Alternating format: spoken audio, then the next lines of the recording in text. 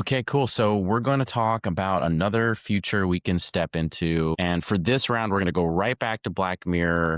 It came out this year. And this was actually the very first episode that Black Mirror came out with. This one's called Common People. I'll break a little bit about this down. What was really crazy is like this was the first episodes of this season, and it was like the scariest or we were just talking about this, Darkest. right? Like the more that it was like the darkest version of where this stuff come from. But let's just talk a little bit about like what the episode is about. Okay, so there is a welder. His name is Mike. He's married to the school teacher named Amanda. The welder is Chris Dowd, who I love. He's from Bridesmaids, and Rashida Jones, one of my favorite actresses too. She's a school teacher. So she comes down with a brain tumor, and in Black mirror fashion, technology comes and says, hey, we can help fix your problem. So they say, we can go ahead and fix your brain. We're going to have a monthly subscription you're going to have to pay into because we're going to have a backup server that allows you to be connected, and the service is going to be great. And, you'll be able to live, and maybe you'll be able to have a kid because they were, trying to have kids too there. So what ends up happening is that because of the service, because of the as a service, and it's funny because this is on Netflix, and in the era of increasing cost, Netflix is one of the many streaming companies that increase cost to their buyers. It turns out like that the software doesn't work like completely properly, and so it's like, oh no, actually, in order to get that next thing, you have to get the upgraded sort of package, right? And so these costs keep increasing, and at the same time, in order to sort of deal with this financially, her husband, Mike, starts to be on like a prank site, which allows him to make additional money by hurting and harming himself. So long story short, it turns into a very dystopian type of nightmare where you have a subscription service that is hurting the people that it's implementing, right? Because they're implementing the technology, which, by the way, that is a typical Black Mirror thing that it runs you through. And does it very much like on par for Black Mirror. And the fact they started out with this was incredible. So there's a lot happening here in this particular episode. I think whether it is discussing the ideas of capitalism and healthcare and how, we can fix you, but it's going to cost money. And, there's a part of it. I think there's a interest or attention economy sort of aspect to this. You can see, of course, Mike and his having to prank himself or hurt himself and get likes. People desperate when it comes to entertainment. Even I actually too, like the implementation of software and hardware and how it like will change how you connect. And then I think ultimately the baseline factor of this is really the class tensions. I think you see this in a lot of different types of futurist movies where there seems to be a class struggle. The rich live sort of an opulent, infinite existence of forever life or something like that. And the poor or common people, which is the name of this particular Black Mirror, they live in a place of sort of a lower standard because they don't have the technology to be able to implement this properly. So frankly, when I saw this, I was like, this is like we were just talking about, this is a very dark episode, Yes. kind of on the nose, if you will, when it comes to our current society. A lot of different things that I'm looking at, whether it's social media or whether it's the struggles that people have when it comes to their own health care or taking care of their loved ones and the money's behind it in order to do that. So there's a lot going on here, Jack. And I know maybe Black Mirror not be your favorite sort of futures entertainment, but it's definitely sort of a part of the conversation. So yeah, I want to know like what you thought about this particular episode.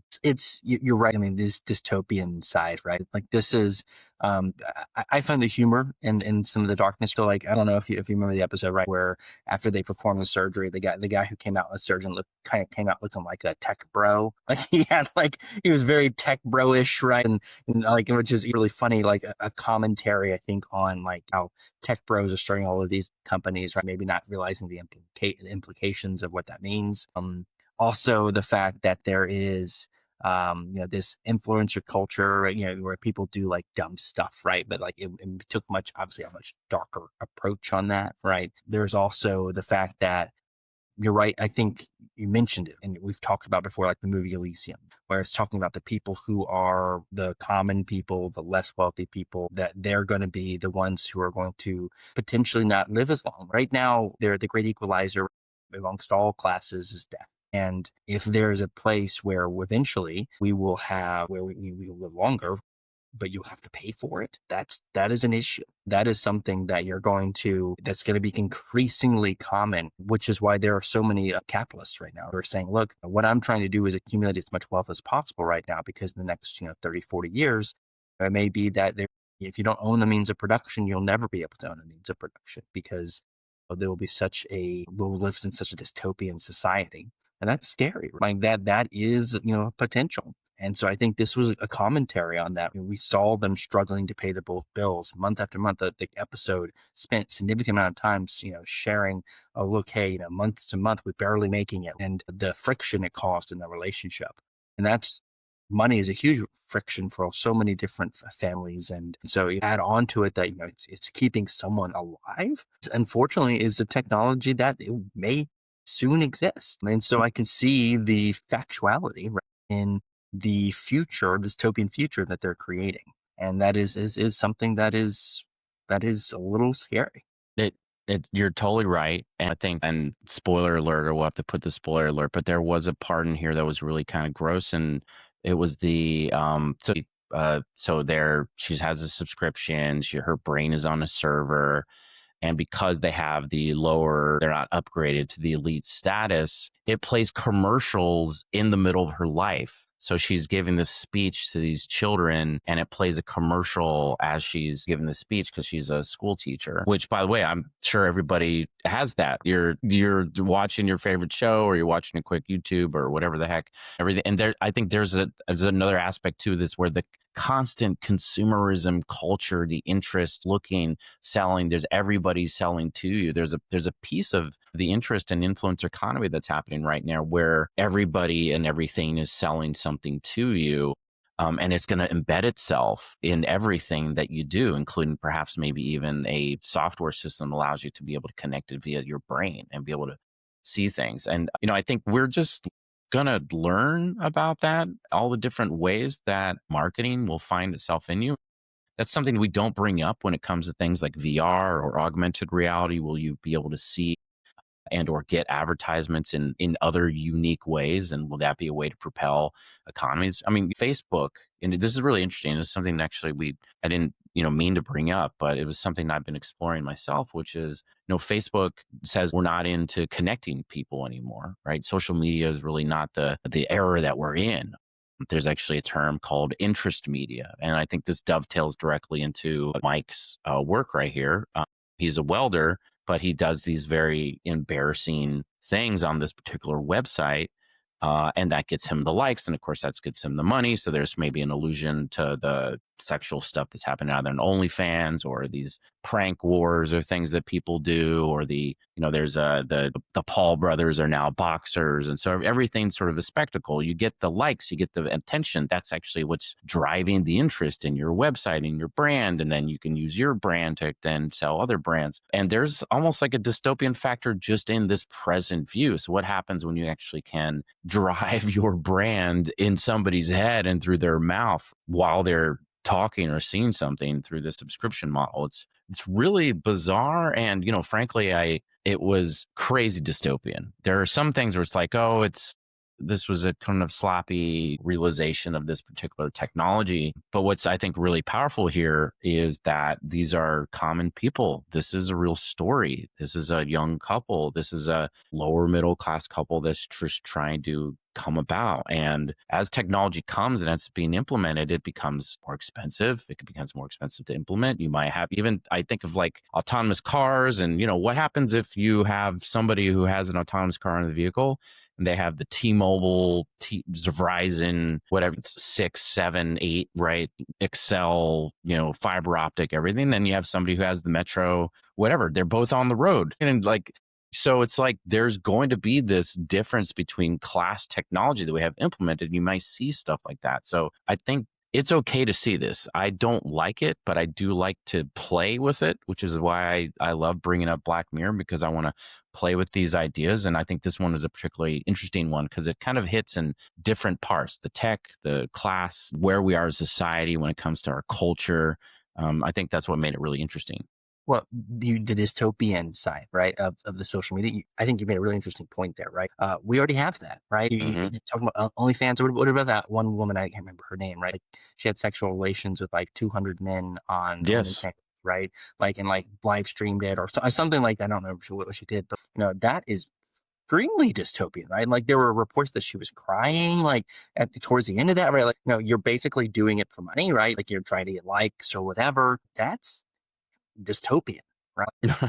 To me, that's what it is, right? It's no comment on she wanted to do it, right? Like, that's her business, but like to me, like that is can be very much viewed as dystopian, right? Or Jake Paul, right? Like, or I mean, this came out recently. There was a live stream of like a wrestling match, right? Like amateur wrestling match, and this guy got beaten to a pulp, right? I Because watched that. I saw yeah, that yesterday. Yeah, and it was for the likes, and it was that right, young man, yeah, and it's all streamed, and you could not yes, only see the that abuse happen, yes. streamed as well, but you could see the young man commenting on it. You could see what led before, and you could see essentially it's like and who this is Rampage Jackson's son. His name's Raja. I was at a wrestling performance in the South. Yeah, he's a young man. He's in his 20s. He's a streamer. The guy offended him somehow, and then he did this. Is very and meanwhile he could have really hurt this thing. But there's a part of something that's happening here, right? Culturally, where being online and being connected, it's bigger. It's a reality. It's a simulacrum. It's a hyper reality, right? There was another thing that was talking about like how the Joe Rogan universe is expanding out and it creates another hyper reality. And even like the ecosystems, this is something that Yuval Noah Harari talks about, the nexus, the different networks that you have. And when you're not interconnected and you don't share things, this young man perhaps was so deep in his own network, his own ideas, this is, I have to deal with my honor because he offended me in this way, because he lives in this other reality world. And then this happens and it happens in real time. You see exactly how disaffected it could be and actually how negative sometimes it could make you. Well, So and there whether was it's, there was the guy in Korea as well, right? So the guy who was an American, and what he would mm, do, he would go onto subways, and he would what he would do is he would like get in people's faces and to try to provoke a reaction for his fans, and like would get punched in the face, right? Like mm, eventually, because people in like in East Asian cultures tend to be pretty polite, even when dressed with these types of situations. You go like, oh, small what, and he would call them that, and like all these things. And eventually he got arrested because they just think that they can exist in this world, right? And things like that. I know we got a little off topic, but I think it's interesting. That's dystopian, right? That's not normal behaviors in society, an acceptable behavior, and they're going out and doing it because for likes and money, right? It's that is something, and people are willing to pay for that and look at that. Like I don't understand it, but they are. And so that's something that I think is definitely dystopian. it's troubling. And what would be interesting, and we could leave here with this, is what happens as AI allows us to be able to build fake people. The deep fake technology, you can use somebody's image or you can create something new. Do these influencers go away?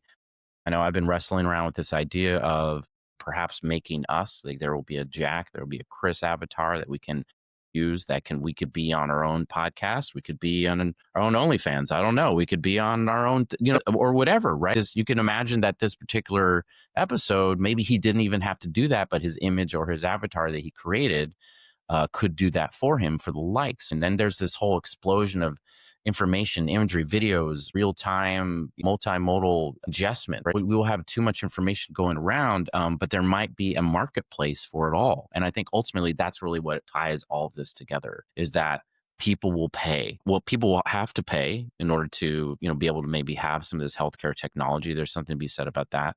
But people might also pay for these darker imagery and video and ideas that it comes to the heart of human psyche. And I think sometimes the technology that we're putting in front of ourselves, it almost forces us to not look away. And I think that that's pretty powerful, and it's just something to really think about.